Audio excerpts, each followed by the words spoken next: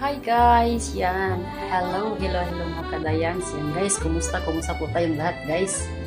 Yan, sobrang busy ang ating buhay. So ngayon lang tayo makapag-video uli. So yan, andyan pa yung aming amo. So sinipag akong mag-video maalala dahil wala nang pang-upload. So minus pa ang gawa na. So ayan guys, yung aking gawa. So ayan guys, ang ating gawa guys, no? Yan, ang tawag dito guys ay sari, no? Yan ang damit ng pang-India. Ito yung kanilang gown ng pang-India. So yan, palda lang po to guys. So ito po yung blouse niya, nakaporma pa lang, drawing pa lang dito sa mannequin yung blouse niya. So andun yung ating design. Pakita ko na lang po yung ating design. So guys, yun, iharap ko yung camera guys para mapakita ko sa inyo yung itsura ng tila. Maganda siya guys, maganda yung tila. So, tara. So ayan guys, yan ang kanyang harap. Mayroon pong pleats siya. So yan, may pleats. Yan. Tutukan nga natin. Makita natin yan. Ang ganda ng ano pala, no? Pagka naka-zoom, ayan, mayroon na. So, upgraded yung ating pang-video ngayon, no? Naka-zoom. Pwede pala yung zoom. So, balik tayo sa uno. So, ayan ang kanyang likod. So, palda lang po to, palda. Ayan. Yan ang tila niya. Tila natin, titikan natin nga. Ayan. Mayroon siyang mga, ang galing, no? Zoom na zoom pala agad. Pero nakakahilo pala pag i-zoom. Balik tayo sa 1. Ayan. Ayan na siya guys. Pero dito, mayroon tayong ilalagay pa rito, no? Yung na magiging pantay po siya sa ganitong design. Ayan siya. Yung tinatawag dito ay siya hasya. So, dito lang siya mayroon. Dito wala, no? Kasi ibang tabas. Pero meron tayong ilalagay dyan. Dudugtungan na lang. Papatungan na lang ng katulad nun. Katulad nito. So, para maganda siya at lalagyan ng, ang pang-ilalim ay lagyan ng zubon. Para medyo magbulga siya. Tingnan. Hindi napakita kung paano tinabas. Kasi sobrang nang busy.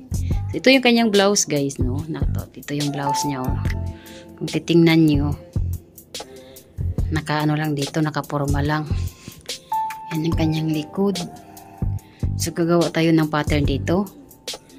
Yan, siguro baka may video ko, kaso andyan si amo, di tayo maka-video.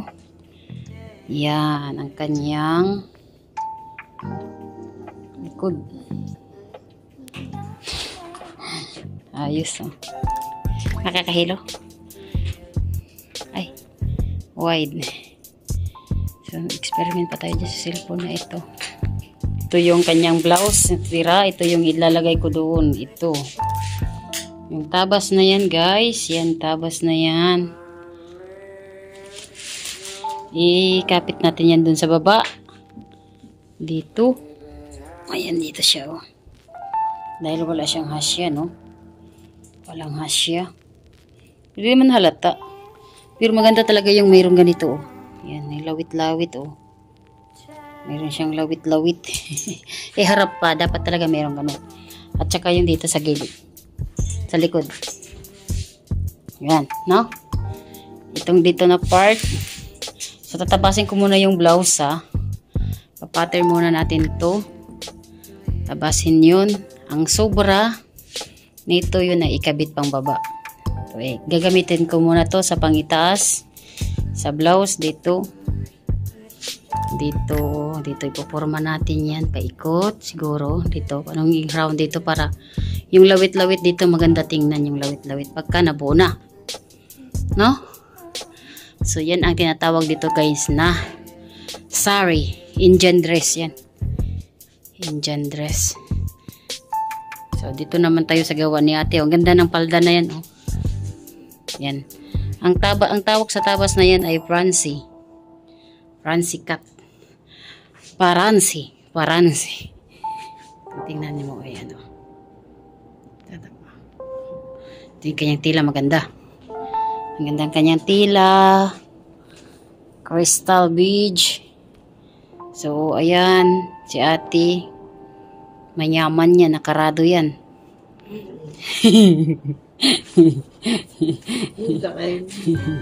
Yung kanyang tila, oh, ang ganda na. Ang ganda ng tila niya, guys. So, yan. So, yan. Yung gawa ni ate. O, tingnan mo ang kanyang relo. Zoom natin. Tapos yung kanyang kuko, sing-sing. O, mayayamanin yan. Yaman yan. O, yan. Mayaman yan. Tuloy-sun natin. Tuloy-sun natin yan. Trabahante kami, guys. Kaya mga kamay namin, mga kulubot-kulubot na. Ayan, mga ugat-ugat yan. May sugat pa yun. May sugat pa yung kamay ko. Plastic. Ayan. Kasi paga namin. Eh, mga trabahante yan, mga kamay namin yan, guys. Eh, char. Mga trabahante yan. So, yun, guys. Yan, ang ating trabaho. So, yun. Tapos na kasi ang Ramadan. Pero kahit paano may pumapasok pa rin sa amin. Yan. No? Yun yung tinatawag na Indian dress. So, hindi tayo makapag-voice out ng ating busis dahil andyan yung ating kamahalan sa sala. Ayan, nagmumuni-muni. Nag-i-imagine sa kanyang imaginein. Hindi pa uuwi. So, guys, nagawa tayo dito. Dito. Ang ano lang talaga dito, hanggang half lang yan. Kalahati lang yan. Saan ba yung drawing? Kita ko nga yung brochure. Picture, wait lang, guys, no? So, ayan, guys, yung pang itaas. Ito yung gagayahin natin. So, kaya nakaganon lang ang drawing niya. Kung titingnan natin na saan ba. Yan, kita ang kanyang bilbil, no? Yan siya, no? Oh. May mangga siya dito. Yan lang. Wala na pakita. So, ito yung next gagawin ko.